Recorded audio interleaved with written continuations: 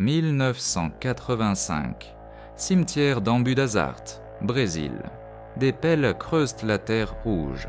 Une équipe médico-légale déterrait les ossements d'une fosse commune. Non sur la pierre tombale, Wolfgang Gerhard. Mais ces restes pourraient être ceux de Joseph Mengele, l'ange de la mort d'Auschwitz. Pendant 40 ans, le monde a traqué ce médecin qui a transformé la science en torture. Les survivants tremblaient en se rappelant ses yeux froids pendant les sélections, son sifflement désinvolte, en voyant des milliers aux chambres à gaz, son obsession malsaine, les expériences macabres sur les jumeaux. Comment le criminel le plus recherché de la planète a-t-il vécu des décennies caché au Brésil? Qui l'a protégé? Qu'ont-ils trouvé quand ils ont ouvert ce cercueil? Restez jusqu'à la fin pour découvrir ce qu'ils ont trouvé dans le cercueil de l'ange de la mort. Avant de commencer, nous nous dirigeons vers l'objectif d'1 million d'abonnés. Cela semble beaucoup, mais avec votre aide, nous y arriverons. Abonnez-vous maintenant, laissez un like et faites partie de cette histoire. Le médecin de la mort, Auschwitz, 1943-1945. Mai 1943, portail d'Auschwitz-Birkenau, Pologne occupée. Un train siffle au loin, le son métallique résonnant dans le brouillard qui plane sur le complexe. Les portes des wagons s'ouvrent avec fracas et des centaines de juifs hongrois, épuisés, désorientés, beaucoup ne comprenant pas encore où ils étaient, sont poussés dehors, formant des files sur la rampe de sélection. Parmi les officiers SS qui attendent, se distingue un homme en uniforme impeccablement repassé, bottes cirées, gants blancs et posture presque cérémonielle. Le docteur Joseph Mengele venait d'arriver pour prendre le poste de médecin au camp d'extermination de Birkenau, portant avec lui une autorité qui dépassait son grade. Les registres administratifs des SS préservés au musée d'État d'Auschwitz documentent son arrivée officielle le 30 mai 1943. Mengele n'était pas un médecin ordinaire. Diplômé de l'université de Munich, avec un doctorat en anthropologie physique et médecine, il personnifiait l'élite académique nazie mise au service de l'idéologie raciale. Pour beaucoup de prisonniers, sa présence initiale semblait d'une froideur professionnelle. Pour ceux qui ont survécu, elle se révélerait bientôt quelque chose de beaucoup plus sinistre. Les témoignages collectés par le tribunal de Nuremberg décrivent comment Mengele apparaissait aux sélections presque comme un acteur sur une scène macabre, bougeant le bras avec une élégance presque théâtrale, pointant du pouce vers la gauche ou vers la droite, mort immédiate ou travail d'esclave. Mais les sélections n'étaient que la surface de quelque chose d'encore plus troublant. Les dossiers médicaux capturés montreraient plus tard la véritable obsession de Mengele, les jumeaux. Eva Moseskor, qui arriva à Auschwitz à 10 ans aux côtés de sa sœur Myriam, rapporta dans un témoignage officiel « Mengele nous examinait comme si nous étions des cobayes de laboratoire. Il disait « Vous avez maintenant 2 pères, vos parents biologiques et moi, votre père Mengele. » Pour lui, ces enfants n'étaient pas des individus, mais des instruments d'étude pour prouver des théories raciales pseudo-scientifiques. Les documents du camp indiquent que Mengele réalisa des expériences sur environ 100 paires de jumeaux. Moins de 200 ont survécu. Les recherches incluaient des injections de produits chimiques dans les yeux pour tenter de changer leur couleur, des amputations inutiles, des transfusions sanguines entre jumeaux avec des types incompatibles, des infections délibérées avec des maladies mortelles et des procédures chirurgicales brutales exécutées sans anesthésie. Tout au nom d'une prétendue science qui ne servait que le génocide. Le docteur Miklos Nisli, médecin juif forcé de travailler directement avec Mengele, documenta dans ses mémoires de 1946, il disséquait des jumeaux vivants sans anesthésie pour examiner les organes internes côte à côte. Il gardait les corps préservés dans le formol, catalogués avec la précision d'un scientifique académique. L'horreur dans les récits de Nisli ne venait pas seulement de la violence physique, mais du calme absolu avec lequel Mengele conduisait chaque procédure. Pourquoi un médecin dédierait-il sa formation scientifique à de telles atrocités? Comment l'idéologie nazie a-t-elle transformé la médecine en instrument d'extermination?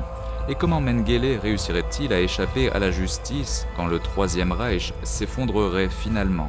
La fuite de l'Europe vers l'Amérique du Sud, janvier 1945, Auschwitz-Birkenau. Le son distant de l'artillerie soviétique résonnait de plus en plus proche. Joseph Mengele, percevant l'inévitable effondrement nazi, commença à détruire les preuves. Les rapports médicaux furent brûlés, les documents personnels disparurent. Le 17 janvier 1945, 2 jours avant la libération soviétique du camp, Mengele s'enfuit vers l'ouest. Les registres militaires alliés montrent que Mengele se déguisa initialement en simple soldat de la Wehrmacht. Capturé par les Américains, il fut maintenu dans un camp de prisonniers de guerre pendant des semaines. Mais une erreur cruciale des Alliés le sauva. À ce moment-là, les forces américaines n'avaient pas encore compilé la liste complète des criminels de guerre recherchés. Et Mengele n'avait pas le tatouage de groupe sanguin qui identifiait les membres des SS. Libéré en 1945, Mengele travailla comme agriculteur en Bavière pendant 4 ans. Des documents des archives fédérales allemandes révèlent qu'il vécut sous son propre nom pendant cette période. Une audace qui démontrait autant d'arrogance que la désorganisation initiale de la chasse aux nazis. En 1949, le destin changea.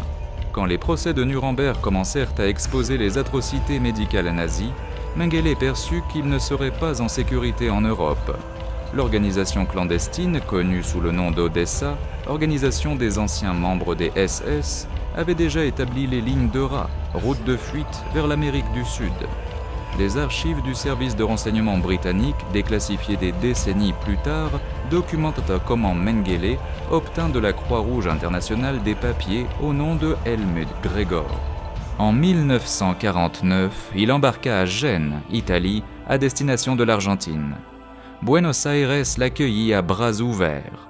Le régime de Juan qui maintenait des sympathies pour le nazisme, était devenu un refuge pour des milliers de fugitifs allemands. Les registres argentins montrent que Mengele vécut ouvertement à Buenos Aires pendant une décennie, utilisant son propre nom après 1956, travaillant pour des entreprises pharmaceutiques, propriété d'immigrants allemands. Il fréquentait les cafés allemands, se réunissait avec d'autres nazis exilés, maintenait une correspondance avec sa famille en Allemagne, révèlent les documents du processus d'extradition argentin. L'audace était impressionnante. L'homme le plus recherché par les chasseurs de nazis vivait une existence presque publique. Mais en 1960, tout changea. En mai de cette année-là, des agents du Mossad, service secret israélien, capturèrent Adolf Eichmann à Buenos Aires. L'opération spectaculaire alerta tous les nazis réfugiés en Argentine. Personne n'était en sécurité. Comment Mengele réagirait-il à la capture d'Eichmann? Où ferait-il maintenant que même l'Argentine n'offrait plus de protection? Et comment le Brésil deviendrait-il sa dernière cachette? Au cœur du Brésil, des décennies de silence. 1961, frontière Argentine-Paraguay. Joseph Mengele traversa le fleuve Paraná dans un petit bateau, ne portant qu'une valise. Les registres d'immigration paraguayens, découverts plus tard par les enquêteurs, montrent son entrée dans le pays sous le faux nom de José Mengele, une altération minime qui démontrait une certaine négligence des autorités locales. Au Paraguay, Mengele tenta de s'établir comme fermier, mais la paranoïa le consumait. Des documents judiciaires brésiliens révèlent qu'il chercha bientôt le refuge final, le Brésil. 1971, intérieur de São Paulo. À travers des contacts avec la communauté allemande au Brésil, Mengele fut accueilli par 2 familles, les Stammer et postérieurement les Bosser. Wolfgang Gerhard, autrichien établi au Brésil et sympathisant nazi, devint son protecteur le plus important. Les archives de la police fédérale brésilienne, ouvertes après 1985, documentent comment Mengele vécut pendant presque 2 décennies dans des fermes reculées de l'intérieur pauliste, utilisant le nom de Wolfgang Gerhard. Le véritable Gerhard était retourné en Autriche et avait prêté son identité aux fugitifs. Il vivait avec une simplicité extrême, presque comme un ermite, déclara Wolfram Bosser à la police en 1985. Les Bosser le connurent en 1971 et l'abritèrent jusqu'à sa mort. Mais son tempérament était explosif. Il avait des crises de colère et démontrait une paranoïa constante d'être découvert. Des lettres saisies par la police brésilienne révèlent l'amertume de Mengele pendant ses années d'exil. Dans une lettre de 1977 à son fils Rolf, il écrivit « J'ai vécu plus de la moitié de ma vie comme un homme traqué, mais je n'ai pas de remords. J'ai fait seulement ce que la science et mon pays exigeaient. » Son fils, Rolf Mengele, lui rendit visite secrètement au Brésil en 1977. Dans des interviews postérieures, Rolf décrivit la rencontre. « J'attendais quelques signes de remords, quelques admissions de culpabilité, mais il était convaincu qu'il avait été un scientifique faisant son travail. La dissonance cognitive était totale. » Pendant ces années, les organisations de chasse aux nazis intensifièrent leurs efforts. Simon Wiesenthal, le fameux chasseur de nazis, maintenait des dossiers volumineux sur Mengele. De fausses alertes le plaçaient au Paraguay, au Chili, en Bolivie. Mais il était là, à moins de 100 km de São Paulo, dans la ville d'Embu das Artes. Pourquoi le Brésil, malgré sa coopération officielle avec les enquêtes sur les crimes de guerre, n'a-t-il jamais réussi à le localiser ? Qui d'autre connaissait sa présence ? Et comment serait sa fin après des décennies cachées ? Avant de continuer, nous voulons nous assurer que vous suivez et appréciez le contenu jusqu'ici. Commentez le mot « Je veux plus d'histoire ». C'est rapide et ainsi vous aider à la portée de notre vidéo et pouvez même être épinglé dans les commentaires démontrant votre présence. La fin de l'Ange de la Mort. Février 1979. Plage de Bertioga, littoral de São Paulo. C'était un jour ensoleillé d'été. Joseph Mengele, maintenant âgé de 67 ans, accompagnait les bossaires pour une journée à la plage. Les actes de l'enquête policière de 1985 reconstituent à ce jour fatal basé sur les témoignages. Selon Wolfram et Liselotte Bosser, Mengele entra seul dans la mer. Il était un bon nageur, mais le courant était fort, déclara Wolfram à la police. Vers 14 heures, Mengele souffrit de ce que les médecins détermineraient plus tard comme un accident vasculaire cérébral pendant qu'il nageait. Les Bosser le traînèrent inconscient sur le sable. Il n'y avait pas de signes vitaux. Mais ici commence une des parties les plus controversées de l'histoire. Les Bosser n'appelèrent pas immédiatement les secours. Craignant d'exposer l'identité de Mengele, ils attendirent de précieuses minutes avant de demander de l'aide. Le certificat de décès original émis par l'Institut médico-légal de São Paulo enregistre Wolfgang Gerhard, autrichien, 67 ans, mort par noyade. Le corps fut enterré au cimetière d'Embu das Artes le 10 février 1979, dans une sépulture simple. Pendant 6 ans, le secret fut maintenu. Joseph Mengele était mort, mais le monde continuait à chercher un fantôme. Pourquoi les Bosser maintinrent-ils le silence si longtemps ? Dans des déclarations postérieures, ils alléguèrent de la peur de représailles et de complications légales. « Nous ne voulions pas être accusés d'abriter un criminel », dit Liselotte. Mais en 1985, la pression internationale sur le Brésil augmenta exponentiellement.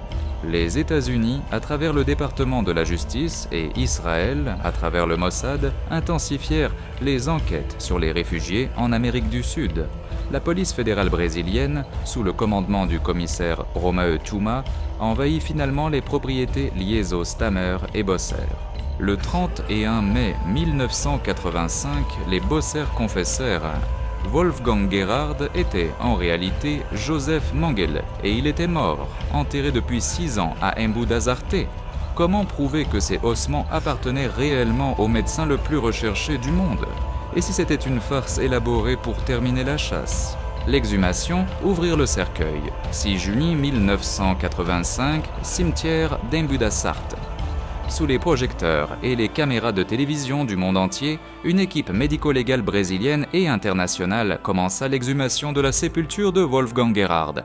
Le médecin légiste en chef de l'IML de São Paulo dirigeait l'opération avec des spécialistes des États-Unis, d'Allemagne de l'Ouest et d'Israël. Les registres photographiques officiels documentent chaque étape. Après avoir enlevé la terre, le cercueil de bois détérioré fut soigneusement ouvert. À l'intérieur, un squelette complet.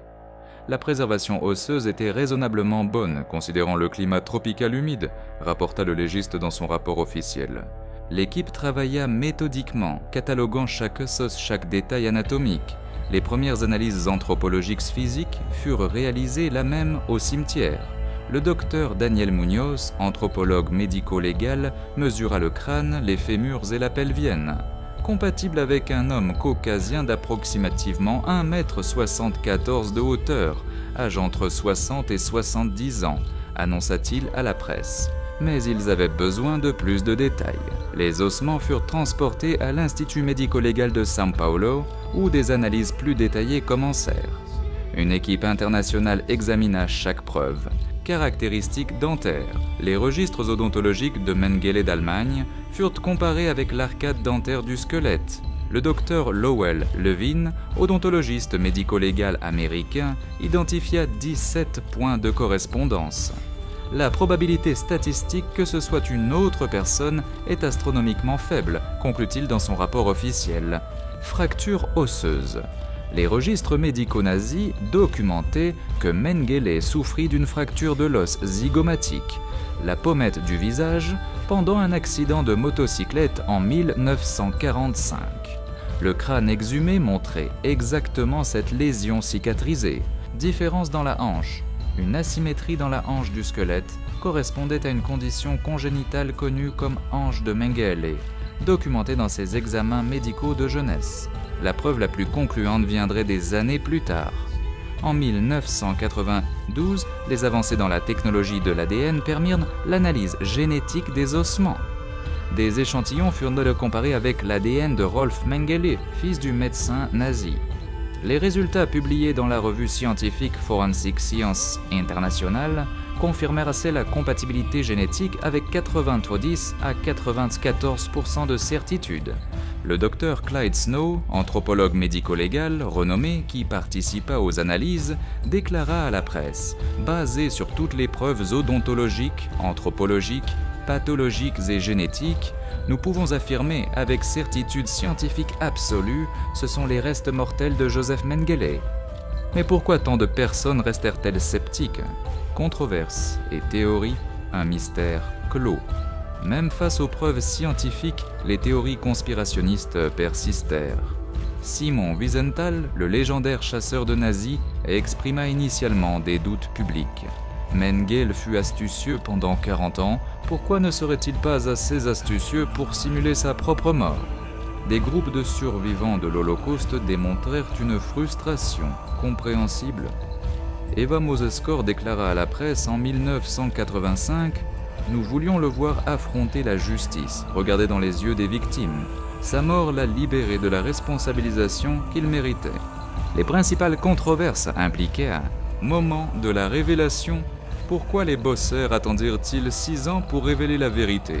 Les enquêteurs soupçonnèrent qu'ils attendèrent d'être sûrs qu'il n'y aurait pas de conséquences légales graves. Circonstances de la mort. Quelques théories suggèrent que Mengele ne mourut pas par accident, mais par suicide ou même assassinat. Cependant, les analyses médico-légales ne trouvèrent pas de preuves qui soutiennent ces hypothèses. Le docteur Air da Silva, légiste qui conduisit les analyses toxicologiques portant sur les restes mortels, déclara « Il n'y avait pas de signe de trauma par violence ou présence de toxines. Mort par accident vasculaire cérébral pendant noyade reste la conclusion la plus cohérente. » Protection brésilienne. Des documents déclassifiés suggèrent que certains secteurs des forces de sécurité brésiliennes savaient de la présence de Mengele mais n'agirent pas. Le régime militaire brésilien, 1964-1985, maintenait des relations complexes avec les réfugiés d'extrême droite. Un rapport des Archives nationales brésiliennes, rendu public en 2013, révèle que des informateurs rapportèrent la présence de Mengele dès 1963, mais aucune action ne fut prise. L'héritage. Leçon d'un monstre. Les ossements de Joseph Mengele restèrent à l'Institut médico-légal de São Paulo pendant des décennies, gardés sur des étagères discrètes et utilisés à des fins éducatives dans les cours d'anthropologie médico-légale. Pendant des années, étudiants et spécialistes analysèrent ce matériel dans la tentative de comprendre non seulement les aspects techniques, mais aussi la sombre histoire derrière chaque fragment. En 2016, après des débats internes et des controverses éthiques sur l'utilisation des restes mortels d'un des plus notoires criminels de guerre de l'histoire, l'université annonça que les ossements seraient finalement incinérés. Les cendres seraient dispersées dans un lieu non révélé, évitant que le corps se transforme en objet de culte ou de curiosité macabre. Le cas de Mengele soulève des questions troublantes sur la justice, la responsabilité et la nature du mal, des doutes qui continuent de résonner des décennies après sa mort. Comment un médecin dédié à la guérison devint-il symbole de la science pervertie ? Des documents académiques de Mengele préservés dans les archives allemandes montrent un étudiant brillant, discipliné et profondément intéressé par la génétique et l'anthropologie. Cependant, quand l'idéologie raciale nazie rencontra son ambition scientifique dépourvue de freins éthiques, la combinaison résulta en un agent convaincu du projet eugéniste du Troisième Reich. De cette fusion entre connaissance et fanatisme naquit le monstre. Pourquoi tant de personnes le protégèrent-elles pendant des décennies ? La réponse révèle des réseaux complexes et silencieux qui s'étendirent sur différents continents. Sympathisants idéologiques, anciens camarades de guerre, complices qui bénéficiaient de sa fuite, en plus de se mus seulement par la peur de représailles. Ajoutez à cela l'échec des systèmes judiciaires internationaux qui pendant des années se montrèrent incapables de poursuivre les criminels au-delà des frontières nationales. Le résultat fut une toile qui permit à Mengele de vivre des décennies dans l'anonymat. Que signifie sa mort sans jugement pour les victimes ? Pour beaucoup de survivants, cette absence de responsabilisation représenta une blessure qui ne cicatrisa jamais complètement. Ils furent privés de la fermeture psychologique qu'un jugement public aurait pu procurer. Eva Moses-Kor, qui dédia des décennies à parler de la terreur des expériences conduites par Mengele, affirma avec douleur et clarté « Il nous a volé notre enfance et à la fin a volé jusqu'à notre chance de le voir répondre de ses crimes. » Le Brésil resta marqué comme le dernier refuge de l'ange de la mort. La révélation de sa mort en territoire brésilien provoqua des débats profonds sur la sécurité, la surveillance et la responsabilité internationale. En 2009, le pays approuva une législation plus rigoureuse contre les réfugiés de crimes contre l'humanité, amplifiant les mécanismes de coopération globale et renforçant l'engagement d'empêcher que des fugitifs trouvent abri sur son territoire. Joseph Mengele mourut à 67 ans sur une plage ensoleillée du Brésil, entouré de personnes qui le protégeaient. Il n'affronta jamais un tribunal, n'entendit jamais les témoignages de ceux qu'il tortura, ne fut jamais forcé de confronter la dimension de ses crimes, ses victimes, les enfants qu'il utilisa comme cobayes, les jumeaux qu'il disséqua vivants, les femmes qu'il stérilisa, les milliers qu'il envoya aux chambres à gaz, n'eurent pas cette chance d'une mort paisible. Mengele représente quelque chose d'encore plus troublant que d'autres criminels nazis. Le mal scientifique, l'horreur commise non par obéissance aveugle aux ordres, mais par conviction idéologique et curiosité intellectuelle corrompue.